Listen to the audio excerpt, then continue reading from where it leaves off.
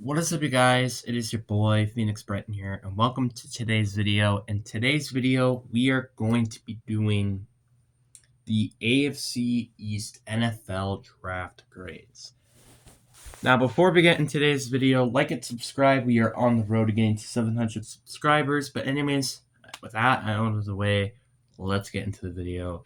And today, we're gonna let's start off with the New York Jets. And the New York Jets, I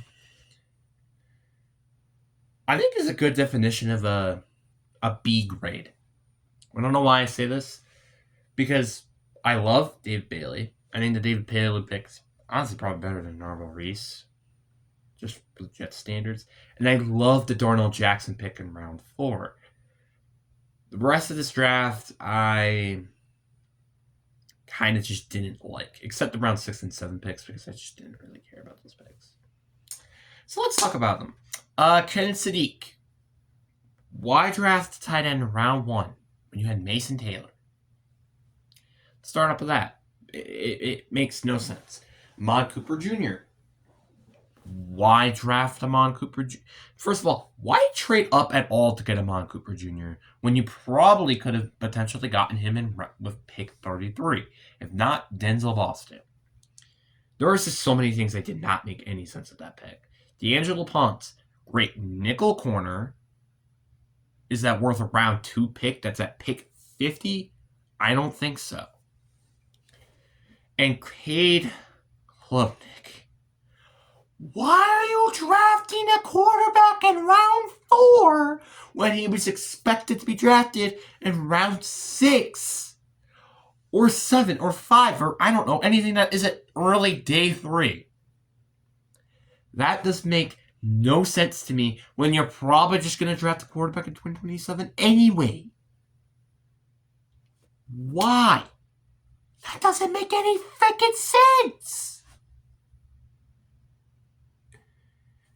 This is how much sense that pick makes. 0. I understand it was a need, but you have freaking Geno Smith. Which I obviously understand. He's not going to be your quarterback. But he's a good tank quarterback for 2026. Why draft him? I don't understand. But B, because I just genuinely like those 2 picks, and that's it. Next on the list, we have the Miami Dolphins.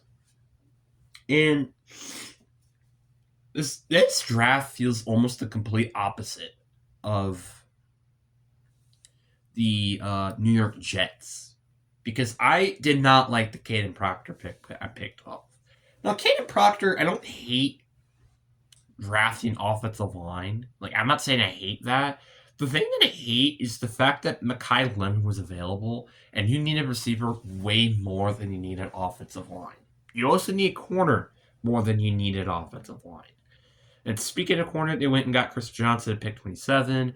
Yeah, I think there were better corners available, but I do think Chris Johnson was a very good pick anyway. Jacob Rodriguez is a great pick in round 2.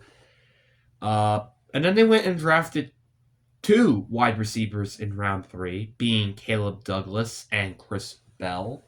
Then they went and got Will Kamarick, tight end out of Ohio State, who was a great blocking tight end. They went and got Kyle Lewis in round 4, which I think was nice. They got a nice linebacker edge hybrid in Trey Moore. They even drafted Kevin Coleman Jr. in the later round 5, which was really good. Like, overall, you kind of see what they went with. They kind of just went and addressed so many positions with multiple picks. Now, let's start with the complaints. First of all, why are you drafting 3 wide receivers and 2 tight ends? I understand this receiving depth chart, even the tight end depth chart, is nothing but crap, but that does not mean you waste 5 draft picks on that position. I would have rather had you waste 5 picks on offensive line and 5 picks at wide receiver and tight end. Just me. But overall, I think this is also just the same thing. I think the Bengals might genuinely get a B grade as well. I just did not enjoy a lot of their draft picks, but they did make the right decisions with some of them. Next on the list, we have the Buffalo Bills. the Buffalo Bills are very fascinating for a simple reason. They went and traded back so many times, yet they still got arguably one of the best edge rushers in the draft, PJ Parker. That's kind of nuts to me. Then they went and I believe traded up again to get Davis Iverson, corner out of Ohio State, which I think was a smart move. Then they went and got an offensive lineman. They also got a nice steal, in my opinion, in round 4 with Skylar Bell. And Jalen Kinlaw, I think, was a nice steal in round 5, too. And Zay Durant. So, I do think overall they had a very, very good draft and stuff. I don't think I really hate their draft. The one thing that I do have to complain about is why don't you just stay at where you were previously and go and get Hedrick Folk, because he was available, instead of trading back multiple times to go get TJ Parker. That was the part I kind of didn't understand that much about. But overall, I think I get this draft an A. They had a really, really good draft, and I think that's what they kind of needed to really get a bounce back into winning the division. Then, next on the list, we have the New England Patriots. Starting off with Kale Lumu out of Utah. I do think this is a very good pick for them. They need offensive line help. Gabe Jenkins was I think also a very, very good find in round 2. Eli Arado. I mean, that's fine, I guess. Like, having a mentor. Hunter. I think Hunter Henry's still on the roster. I could be wrong. But he could just be a nice, backup option. Then you got Caleb Hortry, corner. I don't know why they went and got corner.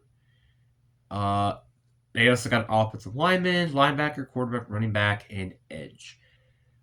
I already want to talk about this. Why did they not draft a wide receiver?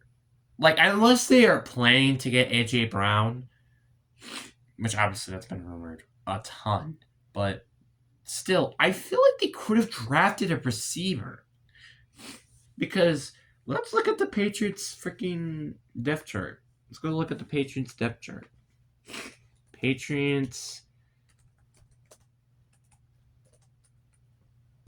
depth chart. Let's go look at their wide receiving depth chart in particular. These are their starting wide receivers as of right now. They have Romeo Doubs, Kayshon Boutte, and Matt Collins. That is their current wide receiving starters. I don't like that wide receiving core. I don't. Romeo Doubs is not a number 1 receiver. He's not. And the fact he didn't draft a receiver is insane. Matt Collins, in my personal opinion, shouldn't even be on the list. He shouldn't even start. He's not a bad depth player, but that's kind of about it with him. Which is just what's awfully concerning about that. That's the one thing I hate, just off the get-go. Second of all, why are you drafting a quarterback? I don't feel like you need to get another quarterback. I genuinely don't. Who's their backup quarterback currently? Tommy DeVito. Tommy DeVito is not a bad backup quarterback to have. Why are you drafting a quarterback? I don't understand that. And like I said, Kayron Prutti in round 5. Why are you drafting a corner? Let's look at their corner depth chart now. They have Carlton Davis, Christian Gonzalez, and Marcus Jones. Those are very good corners. Why are you adding another corner in the room? I don't get it. When you could have used wide receiver for the final time. Whatever. I think I also give this draft a B. Literally, I think every single team except the Bills get a B in this draft. I genuinely think that's genuinely honest. Sorry, my nose is acting up. But anyways, guys, I really do hope you guys enjoyed this video. And we finally have finished the series, guys. Let's go. Anyways, I hope you guys enjoy your day. Peace.